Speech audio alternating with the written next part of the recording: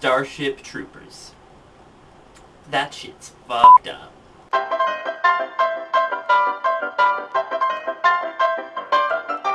Now I want you to think back.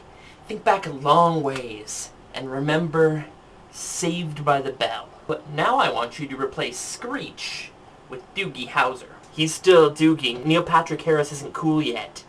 Now I want you to imagine it hundreds of years from now in a dystopian future where citizens have to be part of the army or they don't get to vote.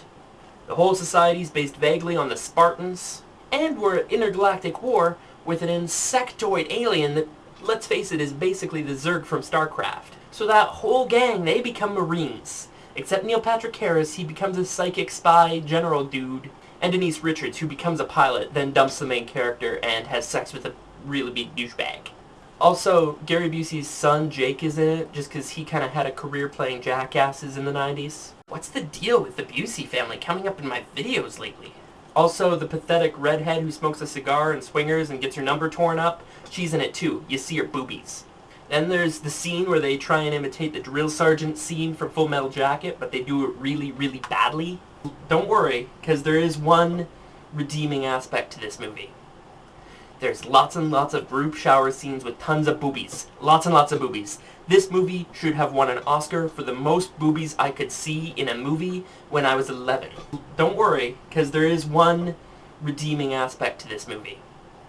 There's lots and lots of group shower scenes with tons of boobies. Lots and lots of boobies. This movie should have won an Oscar for the most boobies I could see in a movie when I was 11. Yay for when science fiction disregards science! Now what actually makes this movie cool rather than just a B-movie is the sarcastic pro-war propaganda films you see, and then you see the reality of it being very, very negative. And that's a wonderful sort of contrast that creates a nice anti-war statement. Now, you get some horrible semblance of a plot, and a bunch of bad 20-somethings who act about as well as a bunch of rocks, and probably more fucked up shit than you can shake a stick at. Oh yeah, and even though everybody's white and an English speaker, they're from Buenos Aires!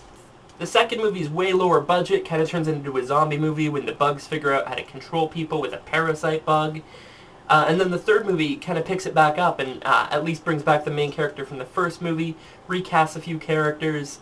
But what gets cooler and cooler is as the series goes on, it gets more and more obvious that humans are losing the war, despite all of the propaganda machine. And the movie is really about this wonderful propaganda machine.